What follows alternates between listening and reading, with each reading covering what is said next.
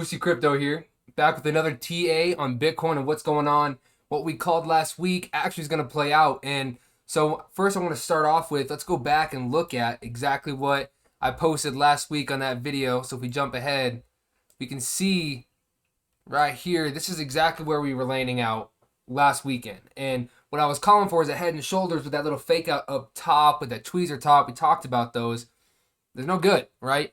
Indicates fake outs and turn around, and it's going to go downwards, and this is what we called, right? So I took a short here, right up around here in this area, and I actually saw it all the way down to around that 50 fib. We talked about the fibs, but we take a look at what it looks like now. If we peep over here, well, we can see exactly what happened.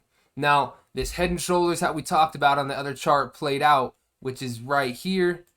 We see our left shoulder, head, right shoulder, break to retest. So that did eventually play out. We saw it come all the way down. Now, this is the important part that I wanted to talk about today. So this is a quicker analysis. I just wanted to keep you guys updated on what's going on, and I'm sticking to what we said last week with the same exact TA in my first video. That's still what's happening. Now, we have a couple days later, we can see what's actually going on in the market. It's still following what we decided around 3 days ago. So let's get into it again. We can see, one, if I redraw this Fibonacci up here, right, we finally hit what we call the whale level, okay? Now, I know you guys don't know what that is just quite yet, but I'll go over it with you. So whale levels basically on a Fibonacci is a 78.6. You have your golden pockets, which are a lot of retail and people who don't have time to day trade and look at the charts. Well, golden pocket is a good buy because you'll see it boost up from there. However, if you're trying to scalp and you're trying to snipe, the 78.6 is a really good area that we're trying to look for what we call sniper entries, and that's the tight entries with low risk stop loss. So if it goes past it, right, and hits your stop loss, it's super tight, you'll get knocked out of that trade. However, the upside plays in your way is a big gain. As you can see, Bitcoin took advantage of that. Now, these candles were massive, okay? If we did these two candles, this took 8 hours, and we saw Bitcoin pump 12%. Now, for Bitcoin to pump 12% in 8 hours, it's got some money coming in, right? The way I like to think about this is actually like liquidation candles, right? So if you have people with a lot of money and they want the whole market to themselves, right? What they're going to do is they're going to try to pump up the market. Everybody and their mom is shorting Bitcoin right now. Everybody. Now you got people trying to go, oh, it's going to go down. Let me just 100x, right? 75x. Let me do all this. Without sniper entries, stuff like this happens. And so you got to be careful because what they're trying to do is knock you all out of your shorts and boom, boom, boom, liquidation. As it keeps hitting liquidation points and stop losses, you see the price keep pumping and pumping upwards as we see here. And as it did, and once you hit to that point where it's like, all right, we've liquidated enough accounts, we've hit enough stop losses, it's time to reset, right? So I actually did, and I'll show you guys the trades here in a second, but what I actually did was I played up here, I took a short here. So I took a short at the top. I made two trades. One was 128%, I believe. The other one is 164. And again, I'll pop this on the screen. I'll show you guys what I did here. But I took a short in here in Bitcoin. And, well, cryptocurrencies, they like to follow Bitcoin, right? It's like the main coin in everything. It's like the SPYs, the NASDAQs, all stuff like that, where the other stocks follow it, right? How's the market going? Well, cryptocurrencies follow Bitcoin. So I also went over here and I decided to take other trades here. So what I also do is jump over to Atom, and Atom, we can see that I took this short on this candle right here. Now I took it to the around here in the top of this pink line and wrote it down, but that candle formation, we can see that if we actually hop over to Bitcoin, well, it takes advantage, right? It's the same exact thing. Cryptocurrencies like to follow what Bitcoin's doing because it's the main cryptocurrency. Just like stocks, again, is you got NASDAQs and SPY, which bring down the stock market. Well, Bitcoin acts the exact same way, and we can see what happens with this candle printing on Bitcoin.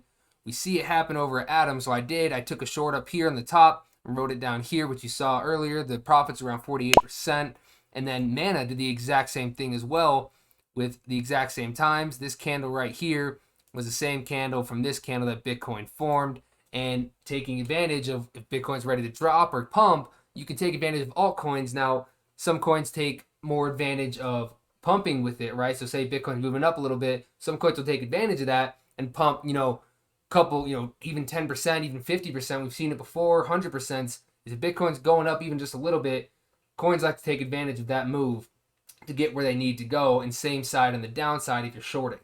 But if we come back over to Bitcoin, what I wanted to show you was the simplest way of putting this is we broke our support that I talked about in my last video that we saw. We do have a confirmed candle close. That gives us everything, right? That confirmed candle close, we have to come up and retest. Well, we come up and retest, we can see that any patterns, if they're getting ready to break, wicks don't mean a lot in patterns unless the body closes outside of the pattern. So we were talking about that double top that we saw last video, which is right here.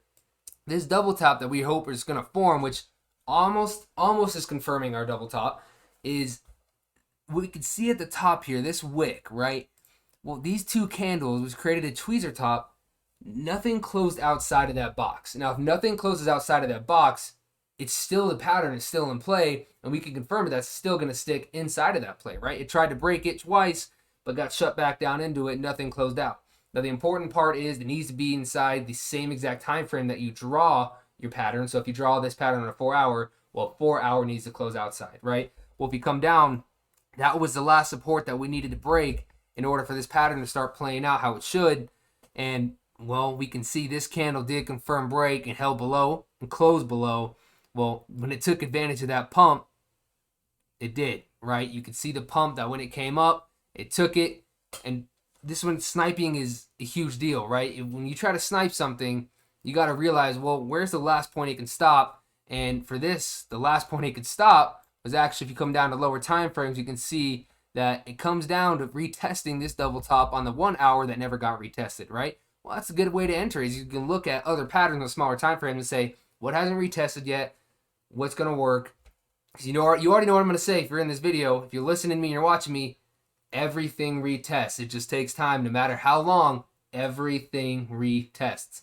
Well, eventually this finally came up to retest here.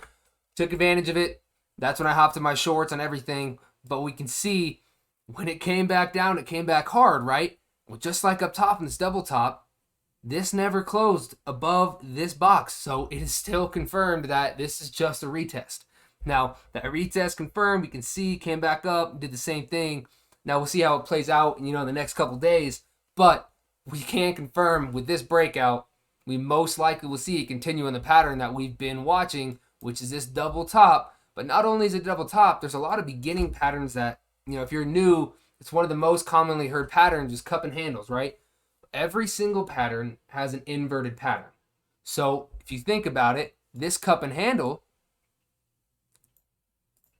right here, this handle came up and then goes back down, right? That's how cup and handles are formed. Well, we can see it. That's what it's trying to create, right? We have a double top that we're looking at. We have an inverted cup and handle that we're looking at. This is a continuation pattern. Just like if it was inverted, if you get a cup and handle in a bull run, you're going to see it up, finally retest where it was, come back down to around the 50. That's the point you want to look at on Fibonacci's, is the 50 point. That's when the patterns like to confirm themselves, is usually when it comes to the 50 point. So if we draw a fib up here, we could see that when it was trying to confirm its pattern, this came up, tried to push, came back down to the 50, then retested. That's a good level to be like, all right, let's see what pattern is going to form. So if you want to take advantage of 50% on fibs, that's how you would really technically take them, is looking for what pattern is going to form with using the 50 fib. Now you can take advantage of them. That's how you would do it. But we've already talked about the Fibonacci's, and again, I'm making a video next, so stay tuned. I'll post all about Fibonacci's. They're a huge help. I'll post ones about chart patterns and everything. But for now, these are the two patterns we got held up, was our double top trying to confirm, and this inverted cup and handle that's also trying to confirm. Now, not only are cup and handles a big pattern, but it's on a 4 hour time frame. Time frames mean a lot, right? If you go down to a 15-minute time frame like we do here, you can see multiple patterns, even drew a couple here. Patterns play out everywhere, right? Well, patterns all line up together. So bigger patterns are going to form smaller patterns to create measured moves. Now, those measured moves are going to tell you what pattern's going to form next, and if we're still going to continue downwards, and what pattern's going to form on the higher time frames. So I zoom in, you can see these are little patterns formed. This hit this measure move to this support, which was that, again, 50 point down here, which is that big one that we're trying to snap. We can see how they play out, right? These patterns, finally, boom, everything played out, and now your go time. Now you're confirming on a higher time frame that this pattern on a higher time frame is now ready to go. So if you look at higher time frames, find that pattern, and then watch how those lower time frame patterns will guide you to your higher time frame patterns.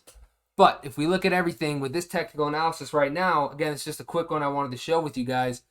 With this happening, what you can see, if I go to an empty chart and just cleared everything to show you, all it looks like, and you've seen this pattern multiple times, I'm sure, on lower time frames, but when you see it just go and then coming back down to the bottom, if anywhere else you look, like on a lower time frame, you'll find them everywhere, right? So for example, like this is a 15-minute time frame, is the same thing is trying to happen on this 15-minute that already played out back in June 10th, is you see it pushes up, it reaches point of bottom, it pushed up, finally came back down to where it wanted to. And again, remember this wick down here doesn't matter because it never closed below. Nothing closed below it, so we're fine. So then at that point, it took advantage of its pump, just like it's doing now, took its pump, and when it comes back down, that means it's go time, it's time to snap, and as you can see, that's what started it, right? These patterns is on a 15-minute, or this pattern's on a 15-minute, but if you look at what we're on now, there's a 4-hour time frame pattern that we're trying to play out, right? Well, the way you think of it, the heavier the pattern, or the heavier the time frame, is the heavier the pattern, the heavier the move. The higher you go up, the bigger moves you're going to see, right? So this is on a 4-hour time frame, you're going to see some movement happen. And what we can see now is a measured move of this pattern, if we did it, would be alone of this pattern. If this decided where it wanted to turn around, would be around 16,000, right? But we got to put other stuff into consideration because, again, patterns inside of patterns, fractals are everywhere you look. There's other patterns in here that we're missing, but we have it drawn on this chart, this flag. Now, this pattern, yes, is it usually a bullish pattern that you see? Correct. But they are usually continuation patterns of what's going on, right? So if we're trying to create a little bull trap for people to buy in before we drop again, this is what it looks like. Then if you have this flag printing, what you want to do is actually take into account of the move before this. Now, this right here would be your actual flagpole. It's crazy to say, but that's your flagpole right there, right? Now, if we did this, if we drop this all the way down, where does that lead us to? Down to 15. That's not the full move. That's like a minimum place of when I'm shorting that I want to take my profits to. But the full measure move of this would be all the way down to my first buy zone at like 13,831. So overall, the technical analysis, I do still think we are going to come down. So just keep an eye out. Let's watch how this plays out. But this is a technical analysis for this video so far. If you guys have any questions, again, feel free to leave them in the comments. If you guys want some coins charted, leave them in the comments. Or if you want to do all that and want some lessons or just talk, watch some trades that we do, and you want to learn a lot, hop into the Discord. I'll show you the Discord here, actually. Is if you hop in the Discord, we can see that anything you want to learn is all going to be in here, right? And I'll be posting videos on all of these too on my YouTube channel, so get ready for those. But everything you need to know about trading and what to study is all in here. I've already done my time on YouTube and learning from professionals and all that. You know, over 3 years again, learning from other people, learning my own mistakes, my own trading, how the market moves. You can see. And if you guys want to, you know, if you're beginners, come in here. If you're advanced, definitely come in here. Beginners, I will walk you through anything you need to know. But just come in here, guys, if you want to. Feel free. Discord is always in the bio and always in the description. So feel free, click that, join in. But guys, I really appreciate your time. I'm thinking, again, Bitcoin's next move is around 13,831. So just get ready. Let's watch how it plays out. If something changes, I'll post another video. But for the technical analysis wise, let's keep it at this for now. And guys, Musa Crypto out. Thank you for everything.